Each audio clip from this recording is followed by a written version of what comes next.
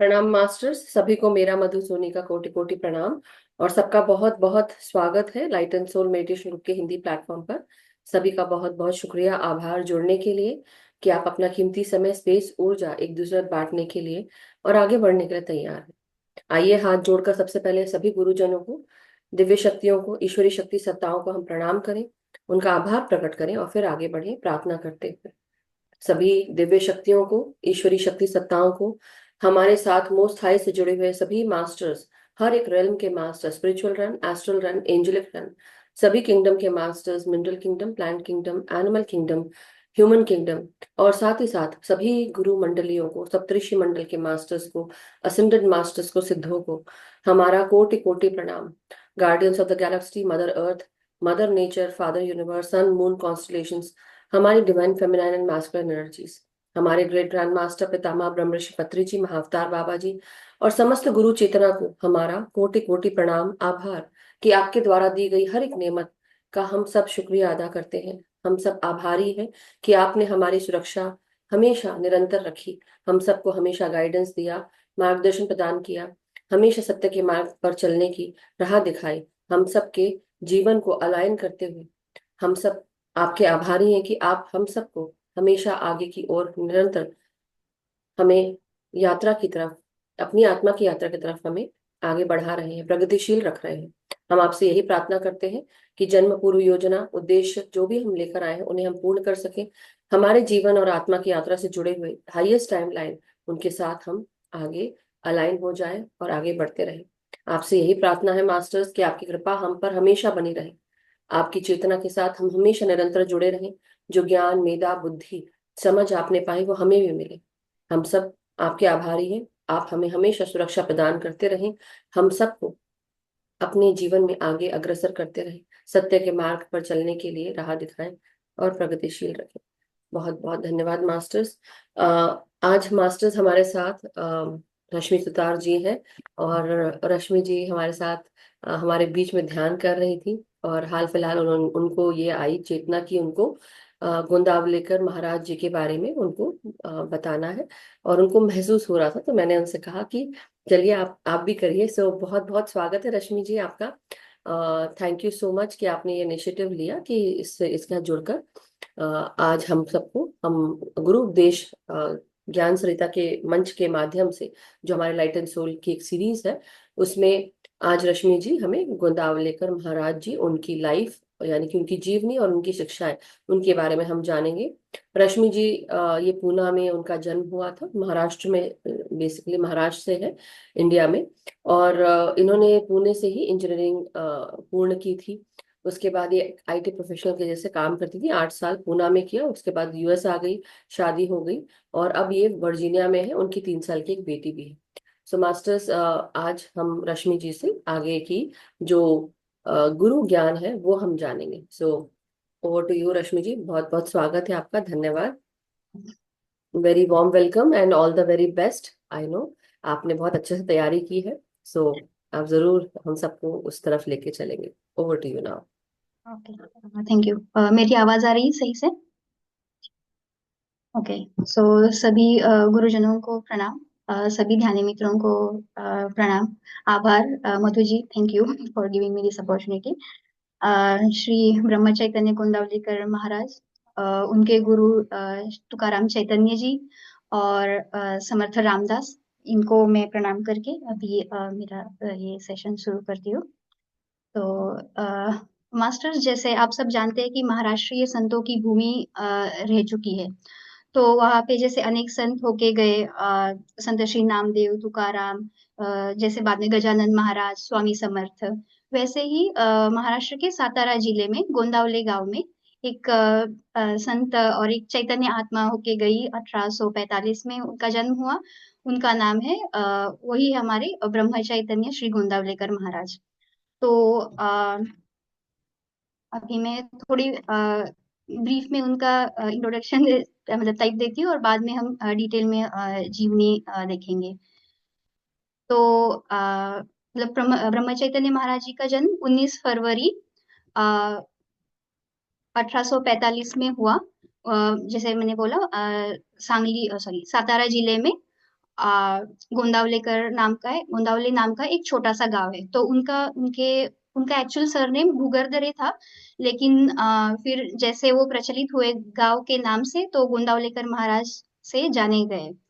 तो जो श्री महाराज, उनको श्री महाराज, और जैसे उनका नाम गणपति था, तो गणु बुआ, गांव के लोग गणु बुआ बोलते थे, बाहर के लोग श्री महाराज करके जानते थे, कोई श्री गोंदावलेकर महाराज ऐसे नाम से जानते जानते थे। तो ऐसे वो अलग अलग नामों से महाराष्ट्र और महाराष्ट्र के बाहर जाने जाते थे।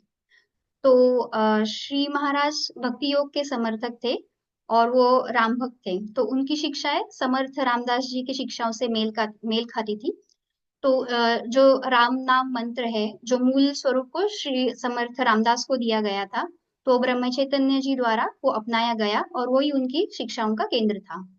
तो जैसे संत मीराबाई, संत रामदास, चैतन्य महाप्रभु, तुलसीदास, उन्होंने जैसे ईश्वर के अवतार को, मतलब भक्ति योग जैसे मतलब प्रचलित किया, और भक्ति कैसे की जाती है दिखाई, वैसे ही ब्रह्म चैतन्य महाराज ने राम नाम का वकालत की, और वो लोगों को बताया कि कैसे राम नाम जपने से हमें ईश्वर प्राप्ति हो सकती है।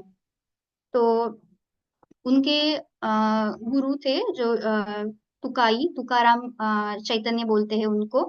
तो वो अपना वो नाथ संप्रदाय है, वहाँ उस संप्रदाय से मतलब उनको बिलोंग करते हैं उस संप्रदाय से।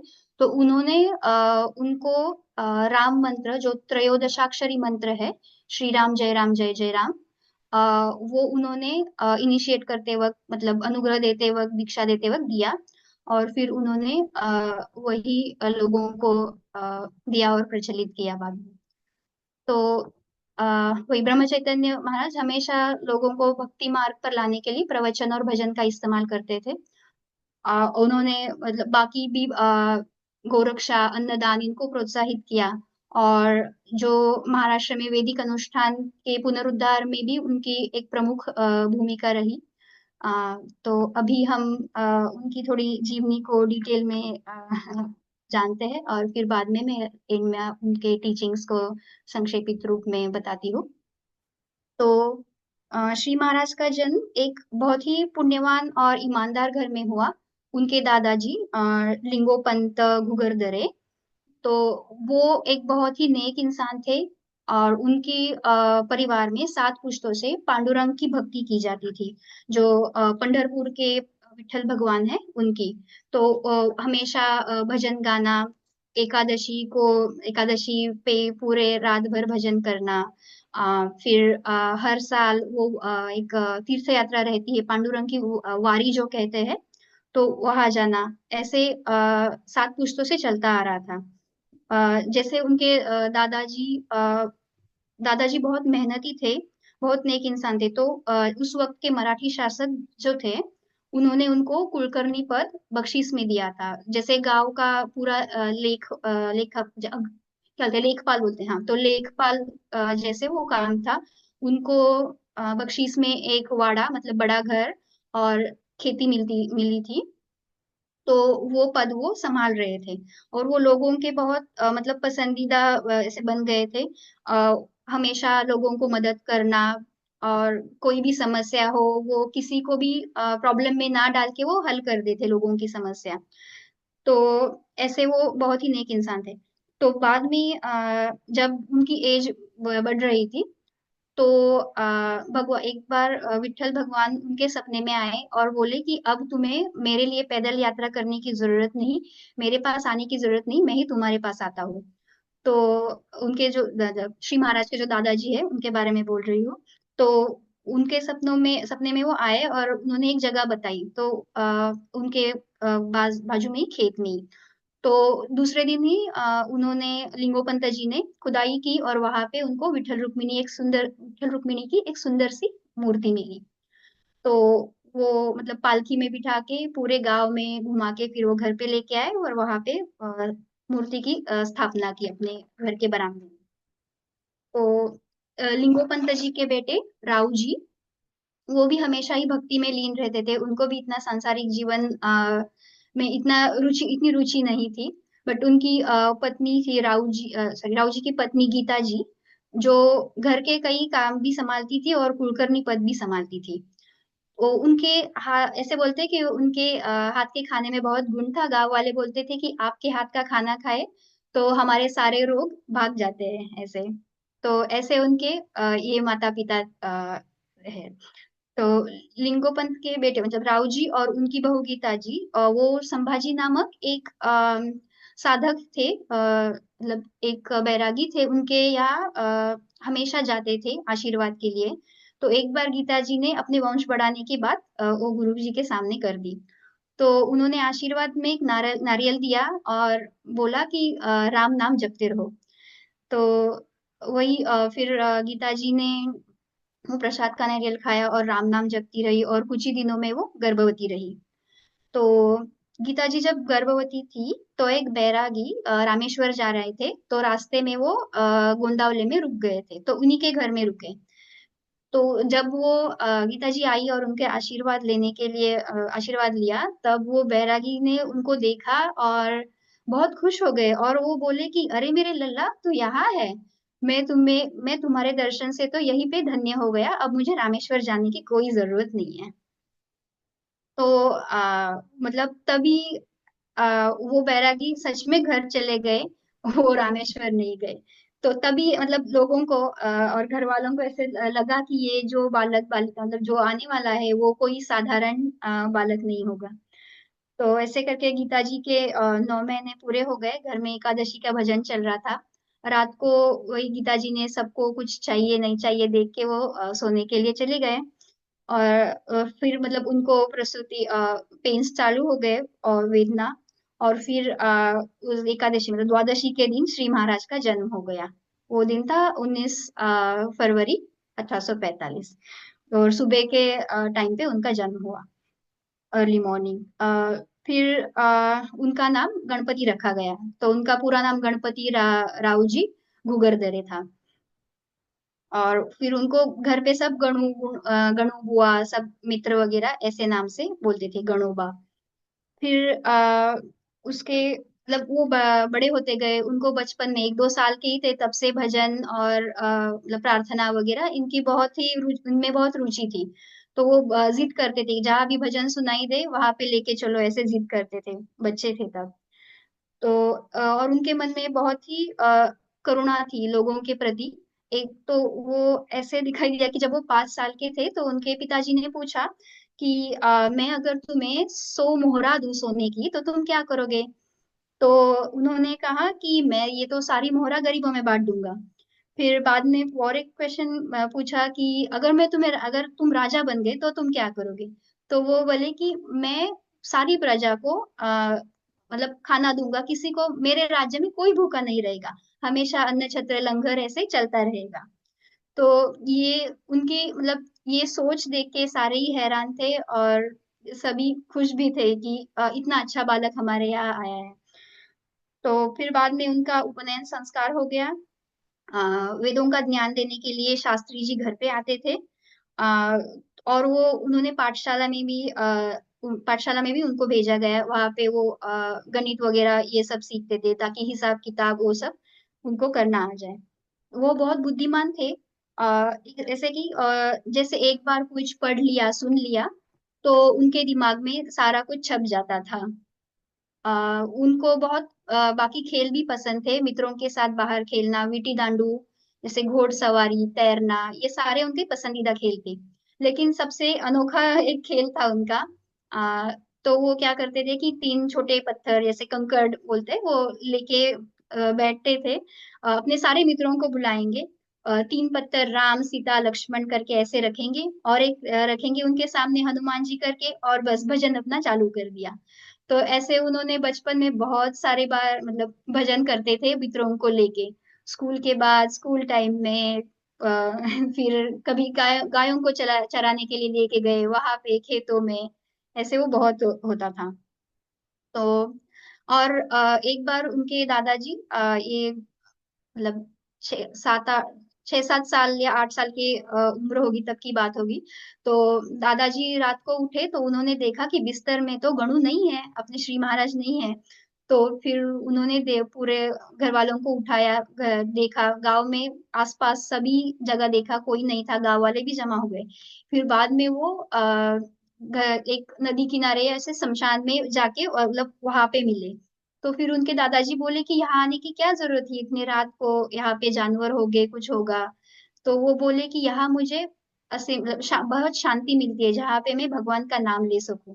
और फिर वो बोल रही कि ये जानवर इनका क्या, ये तो बेजुबा जानवर है, मुझे क्या ही करेंगे, ये हम सब तो भगवान के बच्चे हैं। तो तब लिंगोपंत जी को मतलब थोड़ा अंदाजा आ गया कि अभी ये बहुत ही भक्ति मार्ग में जाने वाले हैं, और ऐसे थोड़ा दिखने लगा। तो और उनके गांव में बहुत सारे संत बैरागी ऐसे आते रहते थे। तो उनसे श्री महाराज को पता चला कि जैसे भगवत प्राप्ति के लिए गुरु का होना बहुत जरूरी है। तो वही उनके दिमाग में छप गया, जैसे कि अभी मुझे गुरु ढूंढने हैं। तो 8 साल की उम्र में ही उन्होंने अपना घर छोड़ दिया। Actually, वो घर से भाग गए। लेकिन फिर एक कुछ ही दिनों में, 8-10 दिनों में ही उनके पिताजी ने उनका पता मतलब ढूंढ लिया कि वो कहाँ पे गए हैं। तो फिर उनको वापस लाया गया।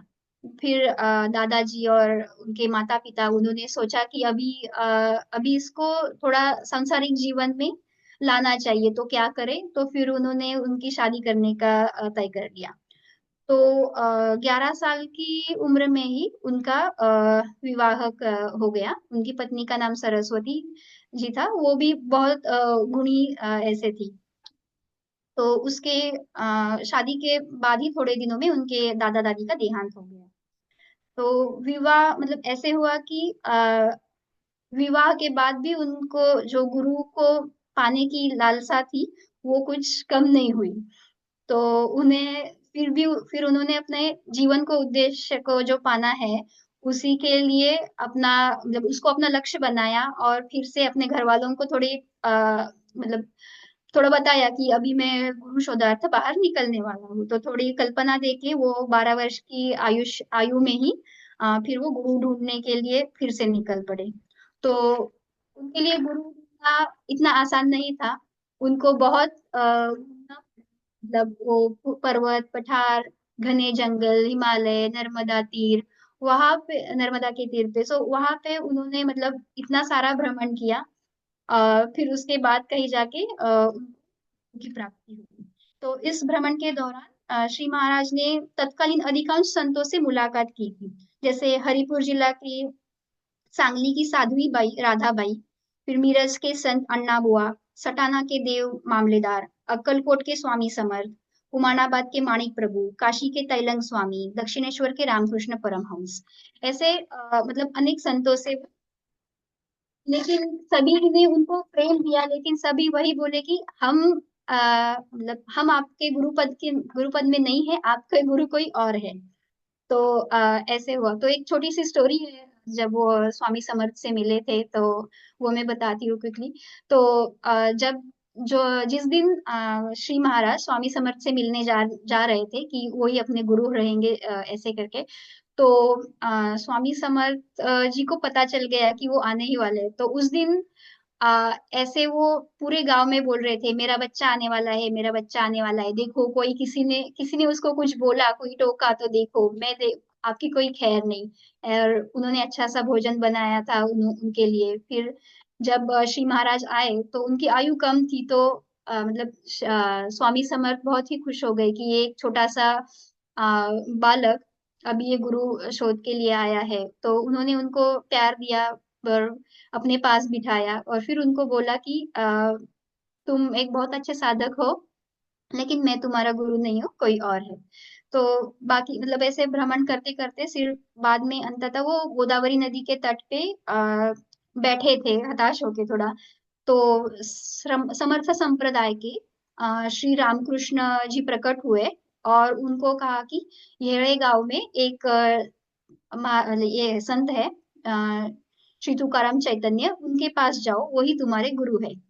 तो श्री महाराज को बहुत ही अच्छा लगा कि अब मेरी शोध मेरा अभी खत्म हो गया करके।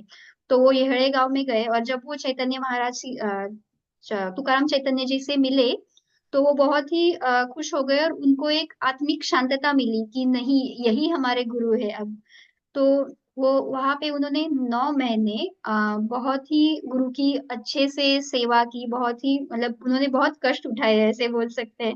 और गुरु ने भी उनके पूरी उनकी परीक्षा ली और फिर ही उनको अनुग्रह दिया। तो एक बार ऐसे हुआ कि तुकाराम चैतन्य जी उनके गुरु उन्होंने कहा कि अभी तुम नदी में ऐसे जा रहे थे नदी के पास से, तो उन्होंने बोला कि तुम नदी में जंप कर दो।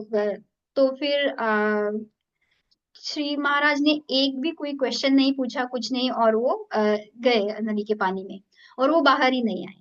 तो तुकाराम चैतन्य जी को थोड़ा आश्चर्य हुआ और थोड़ी घबराहट भी हो गई कि अरे ये आया ही नहीं ऊपर, अभी ये आए नहीं, अभी क्या करेंगे। फिर वो थोड़े चिंतित हो गए, गांव वाले भी जमा हो गए वगैरह। फिर बाद में उन्होंने मतलब आवाज दी कि बाहर आ जाओ, बाहर आ जाओ, तब वो बाहर आए।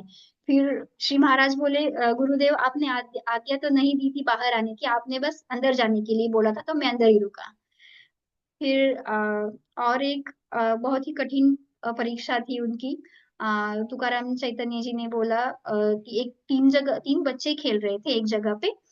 तो उन्होंने बोला कि अभी एक जगह पे गड्ढा खोदो, ये 3 बच्चों को रखो अंदर, मिट्टी डाल दो, और वहां पे उस स्थान पे बैठो और अपनी आराधना करो। जब तक मैं नहीं बोलता तब तक बिल्कुल उठोगे नहीं और अपनी साधना छोड़ोगे नहीं। तो श्री महाराज ने ऐसे ही किया और वहां पे बैठ गए। तो उनके माता बच्चों के माता पिता ढूंढते हुए आ गए, उन्होंने पूछा श्री महाराज को कि कहाँ पे है। बट वो तो बात नहीं कर सकते थे, वो साधना में थे, तो उन्होंने कुछ रिप्लाई नहीं किया। और आ, फिर वो तुकाराम चैतन्य जी सामने वाले पेड़ के नीचे बैठे थे, तो वहां पे गए उनके माता पिता और उन्होंने पूछा हमारे बच्चे देखे क्या आपने। तो तुकाराम चैतन्य जी ने बोला कि ये क्या, ये जो आदमी वहां पे बैठा है उसी ने ही कुछ तो किया है तुम लोगों के बच्चों को, तो देखो उससे ही पूछो। तो फिर से श्री महाराज को उठाने के लिए गए वगैरह। फिर वो बिल्कुल हट ही नहीं रहे थे उस जगह से। तो फिर उनको बोला तुकाराम चैतन्य जी ने कि वो गड्ढे के नीचे गड्ढे में तुम्हारे बच्चे हैं। तो फिर उनको जबरदस्ती हटाया और बच्चों को देखा कि हाँ सच में बच्चे हैं। तो सॉरी, श्री महाराज को बहुत मारने लगे लोग। फिर तुकाराम चैतन्य जी बीच में आए और बोला कि नहीं, पहले तुम अपने बच्चों को तो देखो। फिर उन्होंने अपने बच्चों को देखा, बच्चे सही सलामत थे। तो तुकाराम चैतन्य जी ने फिर मतलब पेरेंट उनके माता पिता ने भी माफी मांगी सबकी और वो चले गए। फिर तुकाराम चैतन्य जी श्री महाराज को बोले कि आज तो मैंने तुम्हारी बहुत ही मतलब कठिन परीक्षा ली, आज तो मैंने तुम्हें मतलब अच्छा खासा मार दिलवाया, तो मुझे भी माफ कर दो। लेकिन फिर उन्होंने मतलब तुकाई ने या तुकाराम चैतन्य जी ने ये निश्चित किया कि श्री महाराज की देह बुद्धि पूरी तरह नष्ट हो चुकी है। मतलब ऐसे उनको कोई भी अपने आत्मा से कोई भी लगाव नहीं, मतलब वो डिटैच हो गए पूरी तरह से। तो फिर उन्होंने डिसाइड किया कि अभी हम उनको अनुग्रह देंगे। और रामनवमी के दिन ही, जैसे अभी रामनवमी हो के गई, तो राम यस मध्वी जी, हाँ। मैं थोड़े बीच में पिक्चर्स भी दिखाती हूँ, ये थोड़ा सेक्शन कंप्लीट करती हूँ फिर। तो फिर उनके फिर उनको इनिशिएट कर दिया रामनवमी के दिन ही। और फिर अनुग्रह दिया और एक कुएं के पास जाके उन्हें उनके सर पे हाथ रखा और समाधि मतलब समाधि का प्रत्यय दे दिया और प्रचिति दी। और फिर उनको ये कहा कि आज से तुम ब्रह्म चैतन्य जी के मतलब ब्रह्म चैतन्य नाम से जाओगे। तब उनकी आयु केवल 15 साल थी। तो मास्टर्स में थोड़ा बीच में भी आपको थोड़ा पिक्चर्स दिखाती हूँ।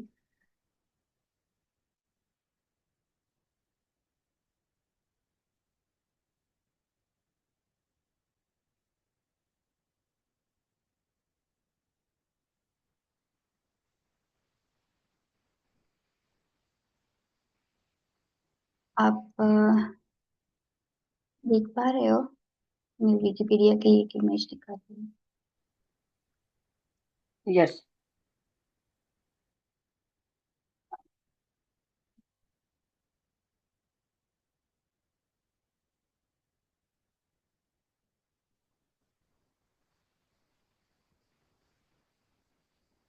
ये भी कहीं तो मेरा पिन नहीं हो रहा है, तो मैं उन्हीं के साइट पे है।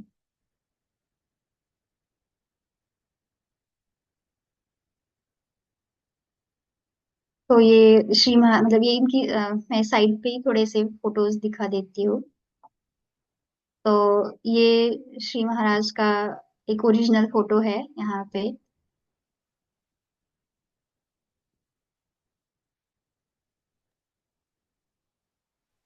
आप जूम इन कर दो। हाँ, मैं जूम करके ना, इनका ये नहीं हो रहा है। होगा होगा, जूम करो बस।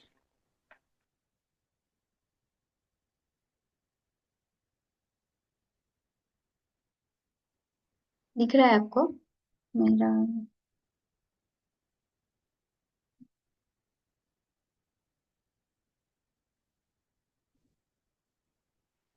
ये वाला क्योंकि बहुत बड़ा लग रहा है शायद, है ना?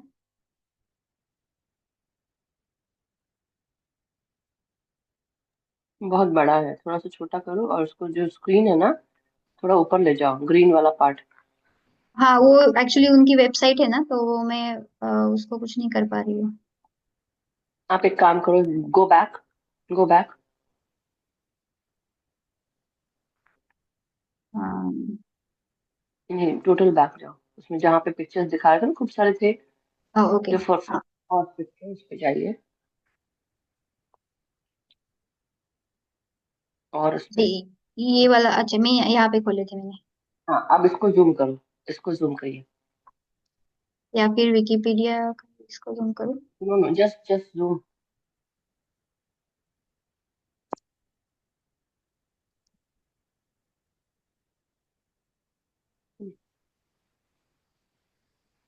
आप रखते जाओ कर्सर तो दिखता जाएगा सबको, ओके।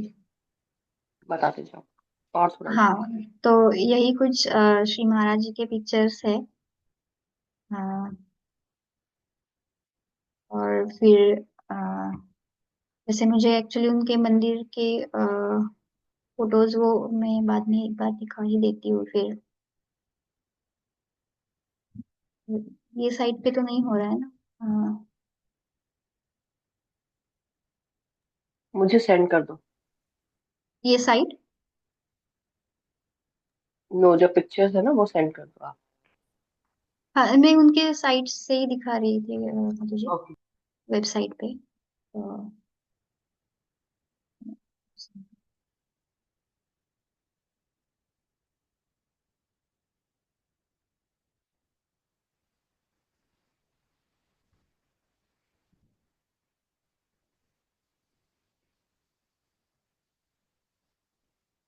मैंने कुछ डाउनलोड भी कर दी थी, बट वो मैं ले नहीं पाई।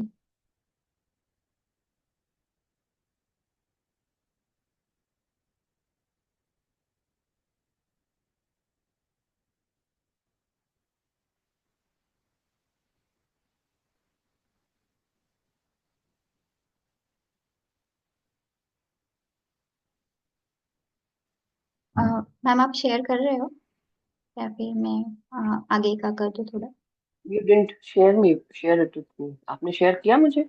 हाँ, जब मुझे आप वो शेयर नहीं करते। चैट चैट पे भेजा नो है नो नो, मैंने। व्हाट्सएप पे भेजो आप मुझे। ओके। कोई बात नहीं, अभी आप पूरा कर लो, आप मेरे को भेज दो, मैं शेयर करती हूँ। हाँ, ठीक है। अ, तो मैं कंटिन्यू करूँ अभी?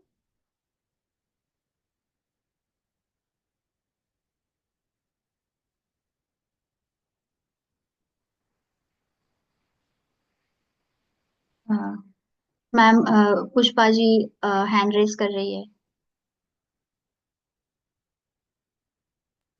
रश्मि जी कंटिन्यू करिए, फिर पुष्पा जी का हैंड रेज बाद में ले लेते हैं। ओके। हाँ, वो कुछ बोल रही है। ओके, ठीक है। वही बात करेंगे, आप अपना कंटिन्यू करो, फिर फ्लो टूट जाएगा आपका। हाँ, वही। अ, ठीक है, तो फोटोज हम देखते हैं बाद में थोड़े, उनकी समाधि के या ऐसे। तो फिर जैसे अनुग्रह दे दिया उनको, तो इसके कुछ ही दिनों बाद तुकामाई या तुकाई ने श्री महाराज को बोला कि आप नैमिषारण्य में जाओ। वहां पे एकांत में, मतलब एकांत में आत्मचिंतन करो। फिर उसके बाद तीर्थ तीर्थ यात्रा करना, अनेक तीर्थों को भेंट देना, और फिर अपने वापस घर जाओ और वहां पे लोगों को बताओ, मतलब लोगों को बताओ कि नाम मतलब नाम कैसे हेल्प करता है, या फिर नाम से ईश्वर प्राप्ति कैसे की जाती है। तो उन्होंने कहा कि अपना जीवन लोगों के उद्धार के लिए समर्पित करो, समाज में रहकर सांसारिक जीवन में अपने भगवत प्राप्ति कैसे की जा सकती है, और समाज के सभी स्तर के लोगों को बताओ। जरूरतमंद और जो कास्ट ऑफ किए गए लोग हैं उनको भी भगवत मार्ग में लेके आओ, लोगों में प्यार और भाईचारा उनकी मतलब भाईचारे की भावना बढ़ाओ। तो गुरु के आज्ञा के अनुसार श्री महाराज ने नैमिषारण्य में गए। वहां पे उन्होंने जो नैमिषारण्य उत्तर प्रदेश में है, तो वहां पे उन्होंने एक गुफा में 2 साल बिताए और अपने आत्मचिंतन किया। फिर बाद में अनेक तीर्थ स्थानों को भेंट दी, और वो वापस गोंदावले में आ गए। तो बीच में वो अलग अलग जगह गए, काशी गए, इंदौर गए, बहुत सारी जगह पे जाके उन्होंने फिर अपने अ, मतलब मतलब नाम का प्रचार किया।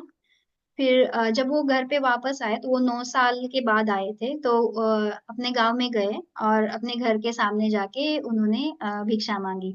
श्री राम जय राम, जय जय रघुवीर समर्थ, ये सुन के उनकी माताजी बाहर आ गई, और उनके माताजी ने जैसे बाकी बैरागियों को देते हैं वैसे भिक्षा लेके वो आ गई, और फिर झोली में डालने लगी। तो बोले कि माई, मुझे ये भिक्षा नहीं चाहिए, आपके घर के कोने में जो एक अच्छा सा दही जमा रहता है, वो दही मुझे चाहिए।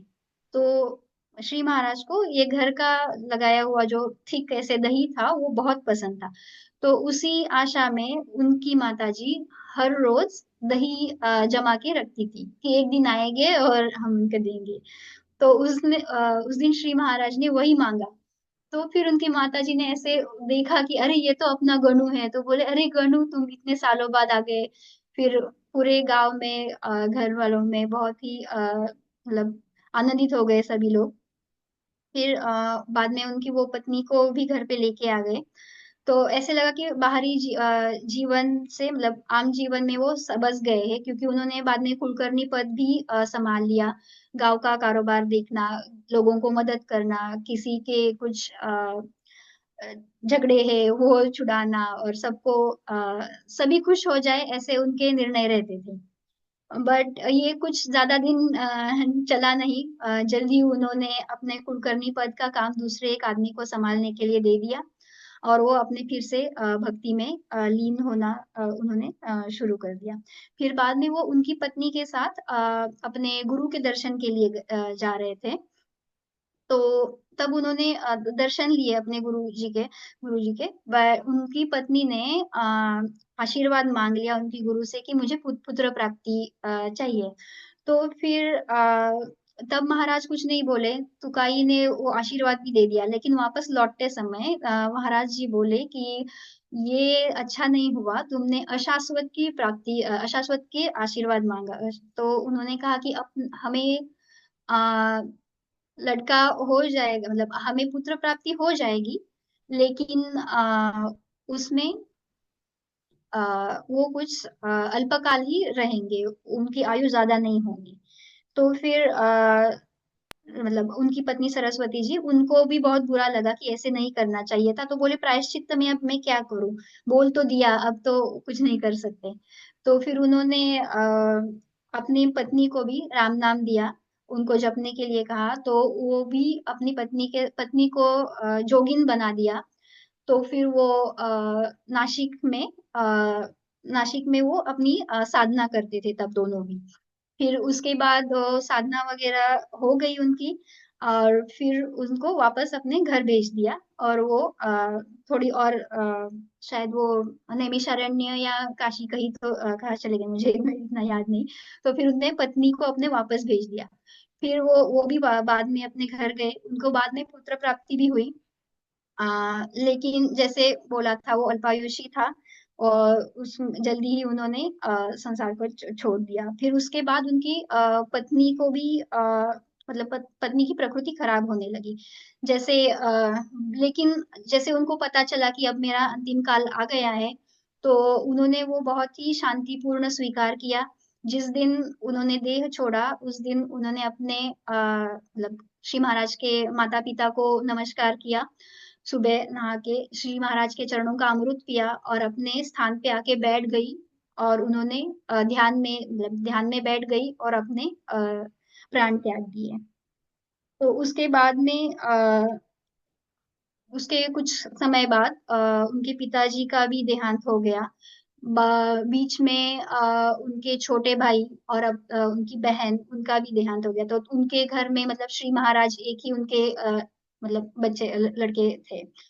तो फिर श्री महाराज की माताजी ने बार बार श्री महाराज को बोला अभी दूसरी शादी कर लो, दूसरी शादी कर लो। तो फिर उन्होंने दूसरी शादी कर ली, लेकिन वो बोले कि जो जो भी लड़की है वो मैं ढूंढूंगा।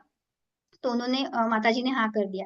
तो उन्होंने एक जन्म से अंधी थी, उनके मतलब नोन में थी वो लड़की। तो उनसे जाके फिर उनके माता पिता से जाके उसी लड़की का हाथ मांगा कि मुझे इसी से शादी करनी है। तो ऐसे उनकी दूसरी शादी हो गई। उनको लोग आई साहेब बोलते थे।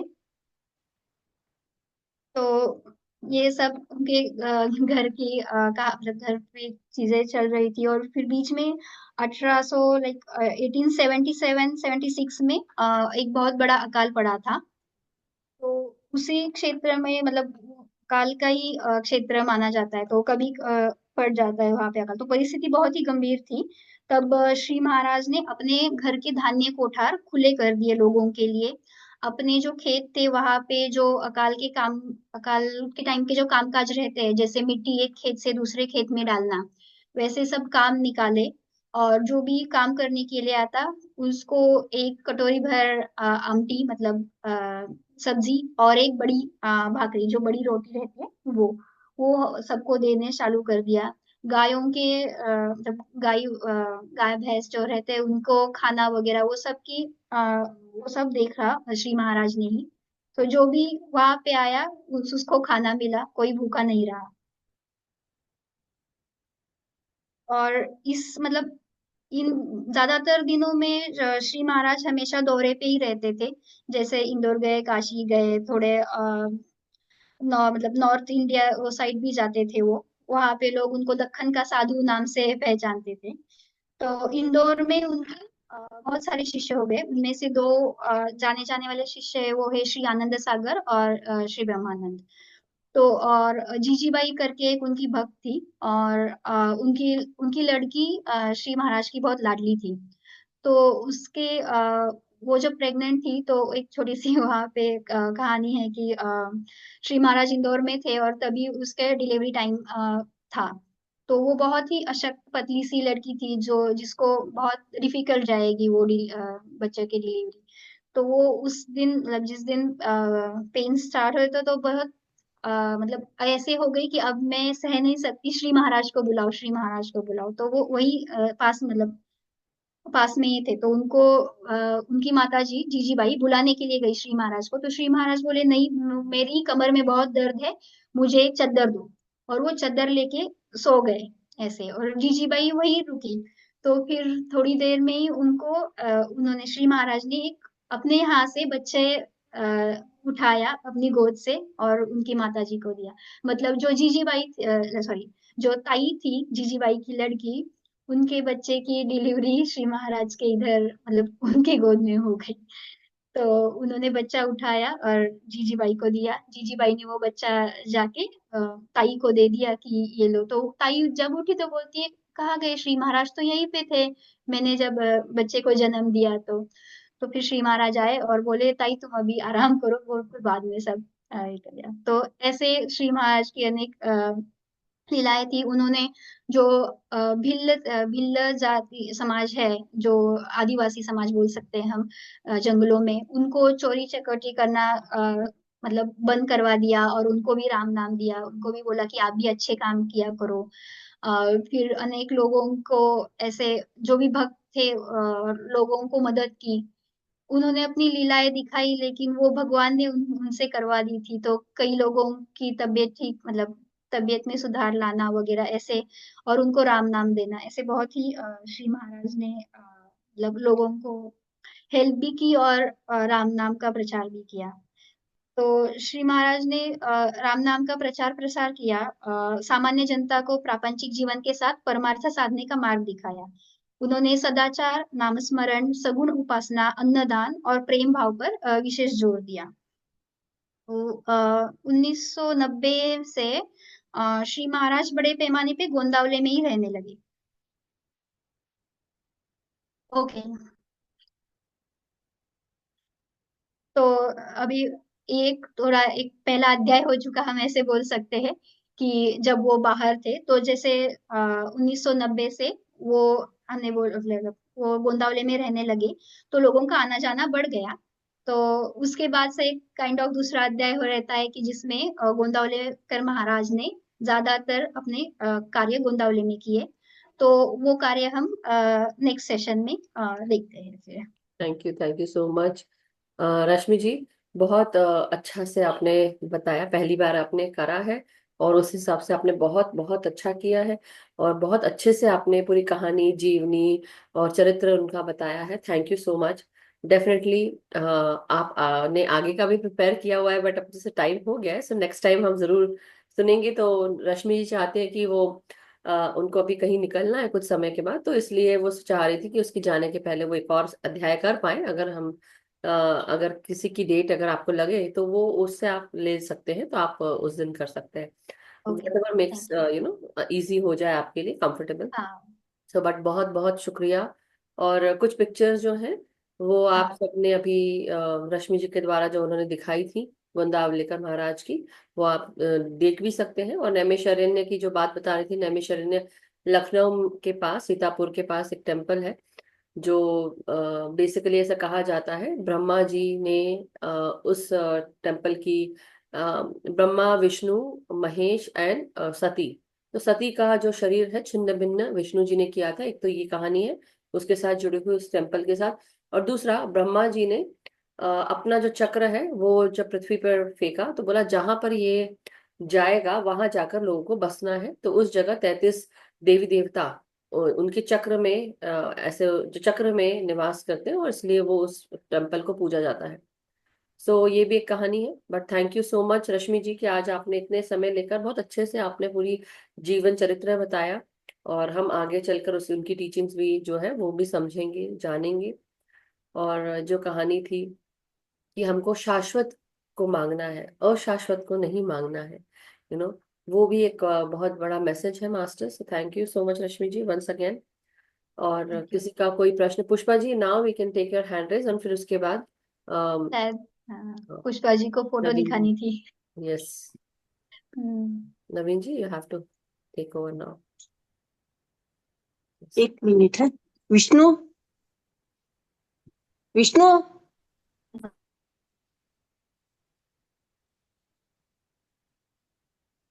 तो बट बहुत बहुत शुक्रिया रश्मि जी, आज का स्वाध्याय बहुत अच्छा रहा। Thank you so much. किसी और को भी जब तक कि कुछ कहना है, अगर किसी को हैंड रेस करना है मास्टर साहब हैंड रेस कर सकते हैं।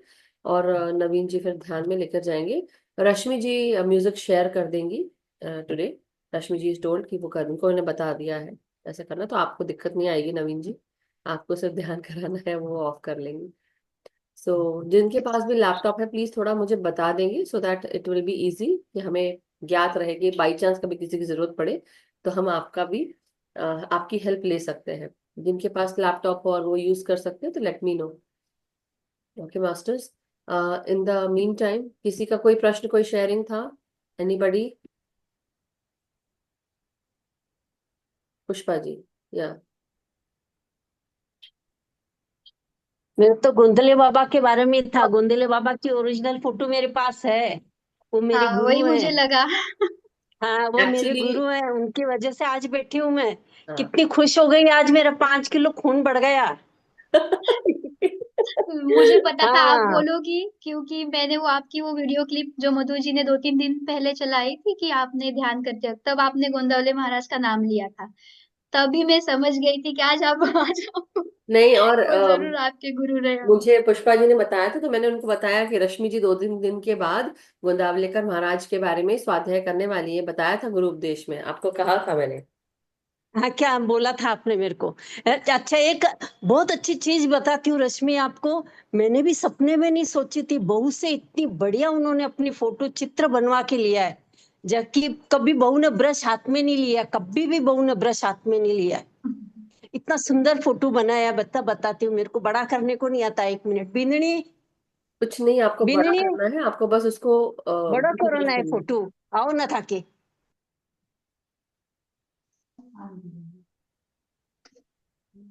1 सेकेंड, आपकी आवाज आ रही थी इसलिए मैंने म्यूट कर दिया था आपको। ओके। बड़ो मतलब बड़ो दिखाओ था फोटो ताको बनाएड़ो। कभी भी बहू ने ब्रश हाथ में नहीं लिया। बड़ो को नमस्कार। नमस्ते, जय श्री जय कृष्ण। श्री कृष्ण। या वो पिक्चर दिखाना चाह रही थी, तो आप वो हाँ, टर्न कर सकती हैं कैमरे को। हाँ, ये देखिए। यस, बहुत सुंदर बनाया आपने, बहुत सुंदर। एक्चुअली ना हम ऐसा करते हैं। बनवा के लिया उन्होंने बहू से। एक बस ये पूरा होने के बाद में उसने ब्रश को हाथ में लगाया। 1 मिनट रुकिएगा, 1 मिनट रुकिएगा, फिर से दिखाइए। हाँ। हाँ। हाँ, अब दिखाइए, पास जाइए उनके, और थोड़ा सा पास जाइए। हाँ। हाँ, बहुत सुंदर बनाया, अप्रतिम। बहुत ही सुंदर है। Hmm. Thank you so much Pushpa ji. Okay, चल। Thank you so much. Okay. Thank you Pushpa ji. हाँ, ये देखिए, ये ओरिजिनल फोटो है गोंदली बाबा हाँ, की।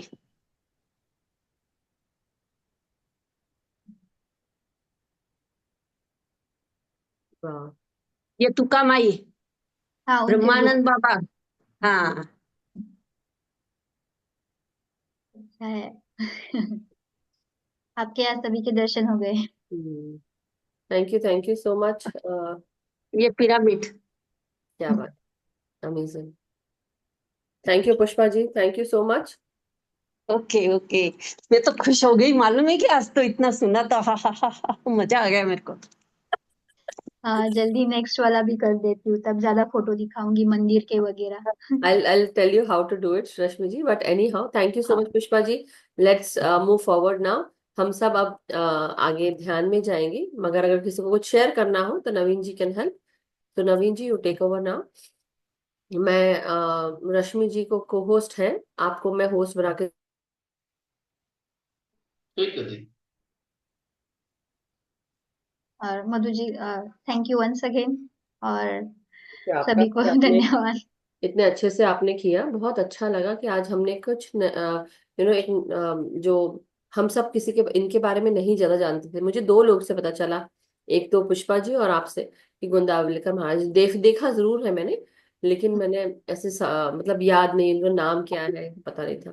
बट बहुत अच्छा रहा। So over to you now Naveen ji, अब आप ध्यान करा सकते हैं सबको।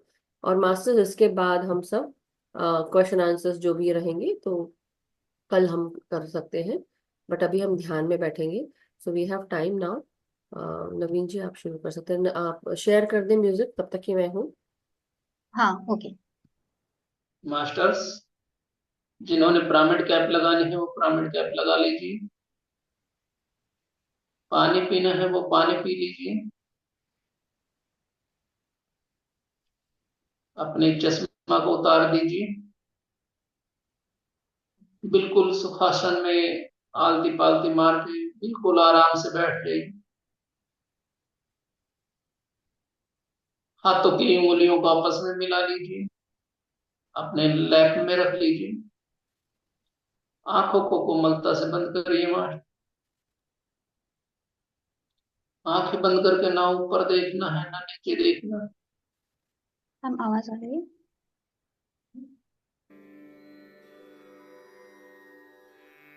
धीरे धीरे रिलैक्स हो जाए। म्यूजिक ठीक है ma'am?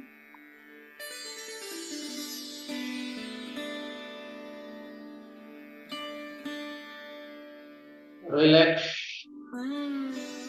Relax Relax your mind. या म्यूजिक थोड़ा सा ठीक करना, थोड़ा और इंक्रीज धीरे, कर दो। थोड़ा धीरे। और ओके। को होस्ट बना दीजिए नवीन जी मुझे। 3 बार चलेंगे।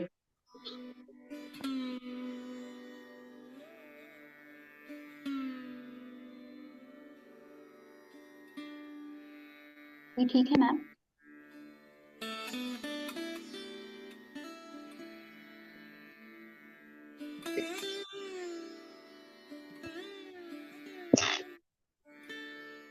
गहरी लंबी सांस अंदर, गहरी लंबी सांस बाहर।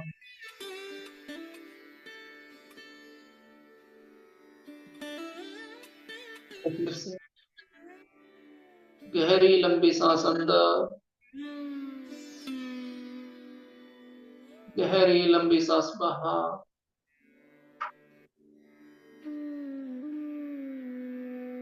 जब हम सांस लेते हैं मास्टर, ऐसा महसूस करें कि ब्रह्मांड की भीतर हमारे अंदर प्रवेश कर रहे हैं। और जब सांस छोड़ते हैं तो ऐसा महसूस करें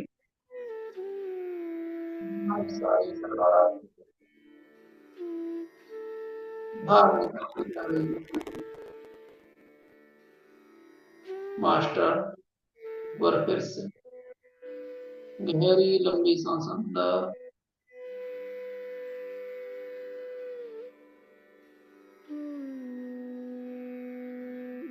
और अपने मुंह से लंबी सांस छोड़ दीजिए मास्टर।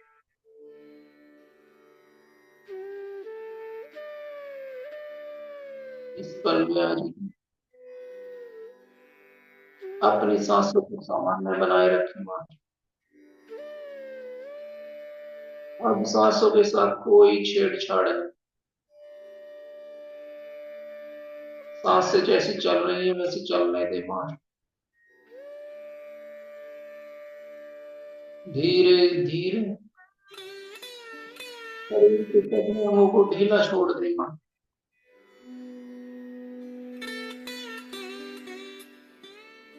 सारे तनाव को जाने दें।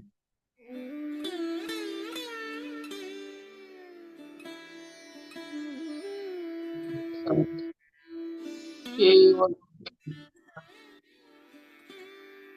अपने मन से, मस्तिष्क से सभी विचारों को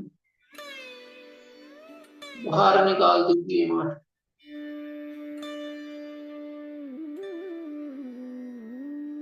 अपने आप को अलाउ करें।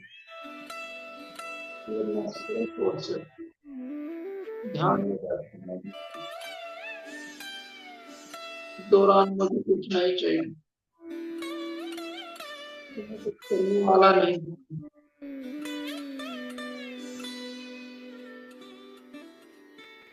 अब अपना ध्यान दरवाजे पे ले आइए।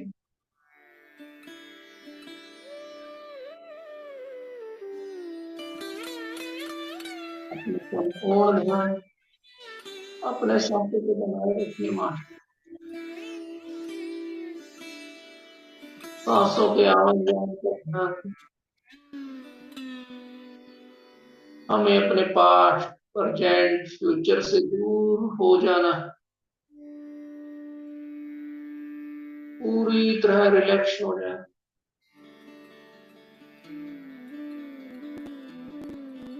धीरे धीरे गहरे ध्यान में प्रवेश।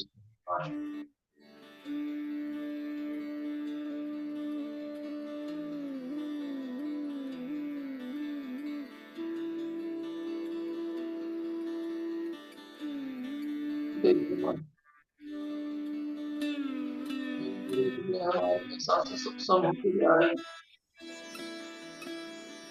अपने प्यारे, अद्भुत, दिव्य शास्त्र के साथ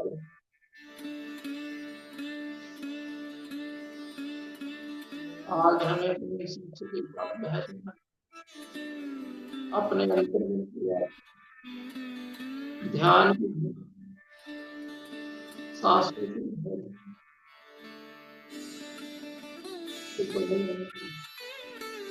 अपने अद्भुत सांसों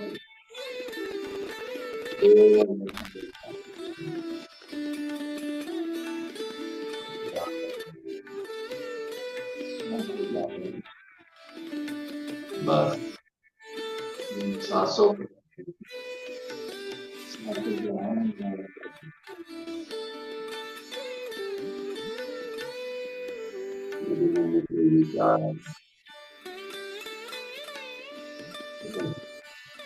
तीन चार और थोड़ा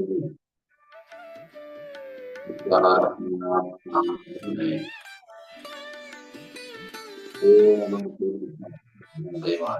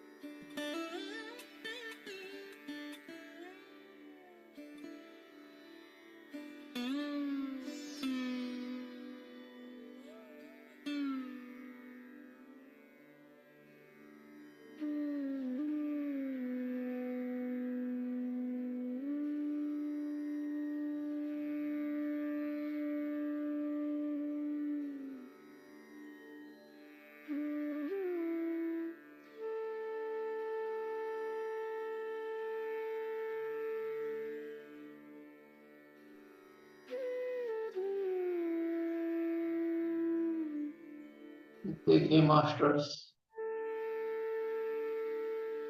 हमारे अंदर धीरे धीरे स्तर बढ़ता ही जा रहा है। परमात्मा की इस दिव्य ऊर्जा ने हमारे चारों ओर एक सुरक्षा चक्र बना दिया, जिसमें कोई भी नकारात्मक ऊर्जा, बीमारियां प्रवेश नहीं कर, बल्कि अंदर की नकारात्मक ऊर्जा बाहर निकल सकती है। केवल और केवल सांसों पे ध्यान दें मास्टर, अपने सांसों के प्रति जागरूक बने रहे मास्टर।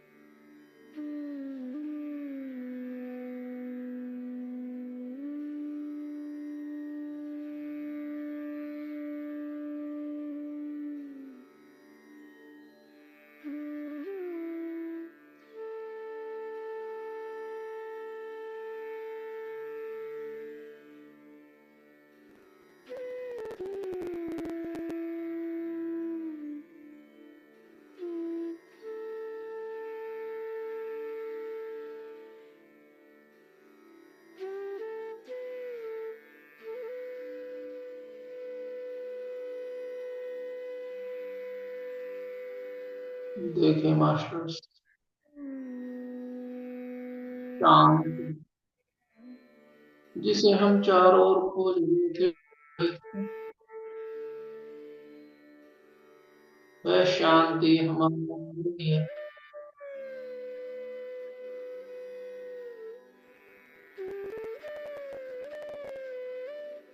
हमारे अंदर से शांति की ये किरणें निकलकर चारों ओर फैलती जा रही है।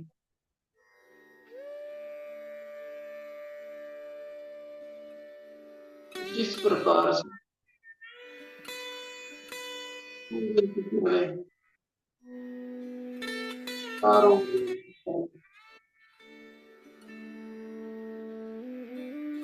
उसी प्रकार शांति की किरणें पूरे ब्रह्मांड में फैलती जा रही है। सभी जीवों को ये शांति मिल रही है।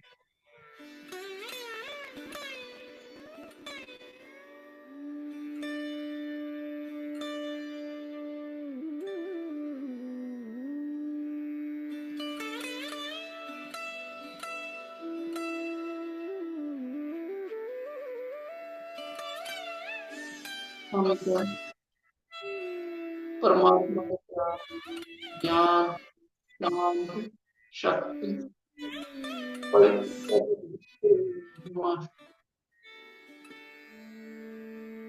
केवल और केवल संशोधित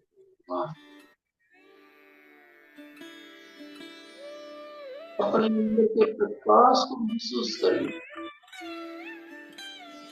चारों तरफ प्रकाश प्रकाश फैलता जा रहा है।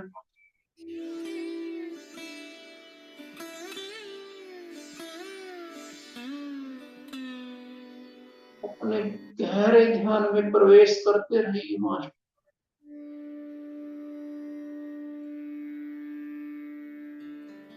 और गहर, और गहर, और डीप में जाते जाइए मास्टर।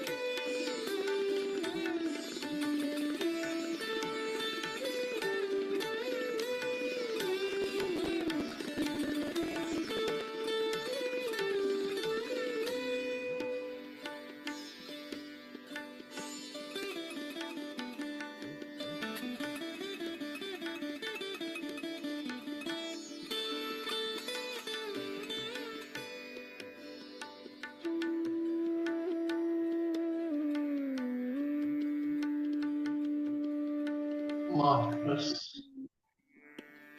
अब हम धीरे धीरे अपने आनंद से वापिस आएंगे।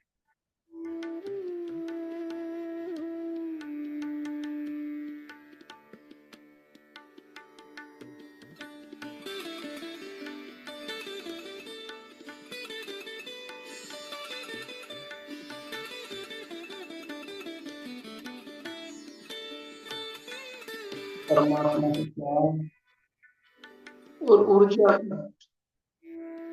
अपने करते हुए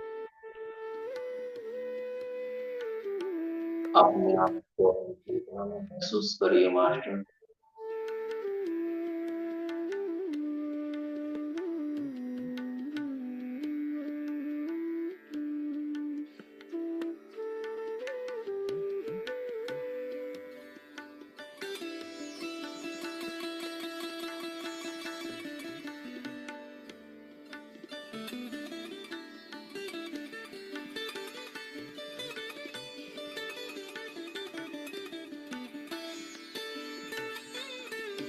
अब हम धीरे करते हैं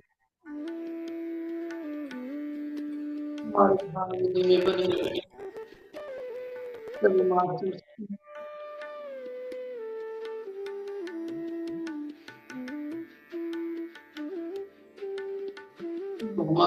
हमें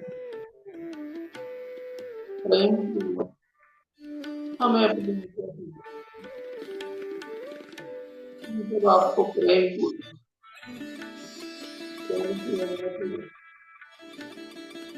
पूरे दिल से पूरे मन से आपको धन्यवाद करते हैं।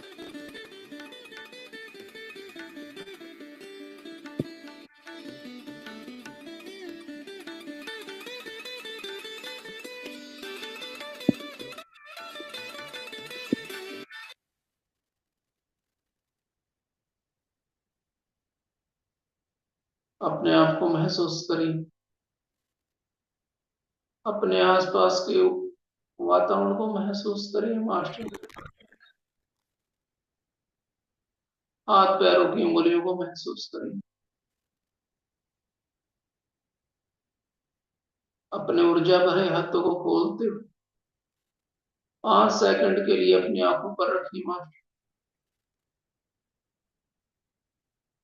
अपने आंखों को धीरे धीरे खोलिए मास्टर। अपने ऊर्जा भरे हाथों को देखते हुए अपने चेहरे पे घुमाते हुए आंखें खोलिए master. Thank you God, thank you mother earth, thank you universe, thank you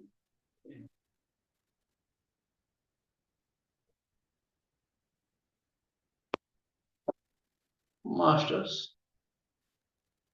जो ध्यान में बना रहना चाहते हैं वो ध्यान में बने रह सकते हैं। पानी पी लीजिए master.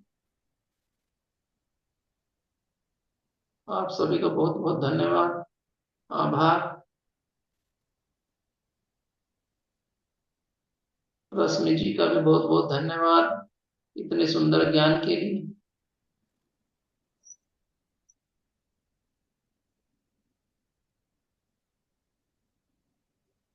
Yes masters.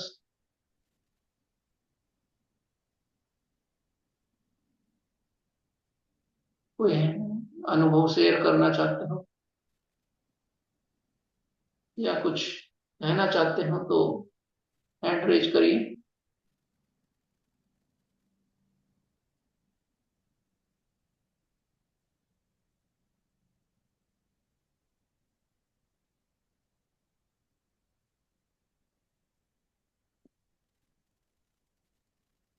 Yes Pushpa ji. बहुत अच्छा ध्यान था। मेरा हाथ पांव बिल्कुल इधर से ऐसे भी नहीं हुई। मैं तो जैसे बैठी थी वैसे तटस्थ की तटस्थ बैठी रही। बहुत अच्छा ध्यान हुआ। धन्यवाद, शुक्रिया शुक्रिया शुक्रिया। Thank you.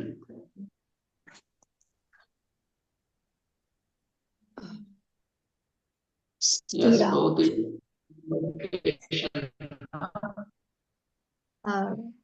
विन जी, मैं कुछ कहना चाहूंगी। यस। हाँ, तो नवीन जी, बहुत अच्छा ध्यान रहा, बहुत ही गहरा ध्यान लगा आज भी। तो धन्यवाद ध्यान के लिए। और जिन्होंने भी मतलब सभी को भी धन्यवाद, चैट में लिखा है उनको भी धन्यवाद। थैंक यू मुझे ये मौका देने के लिए। अ, कुछ हिंदी भाषा में ऊपर नीचे हुआ हो तो माफी चाहूंगी। और नेक्स्ट सेशन कर लेंगे। Thank you. बहुत ही थैंक सुंदर, यू। सभी बहुत ही अच्छा ज्ञान था जो आपने दिया। तो और भी कोई मास्टर्स जो ग्रुप देश में अपनी सेवा देना चाहते हैं तो वो जरूर अपना नाम दे सकते हैं।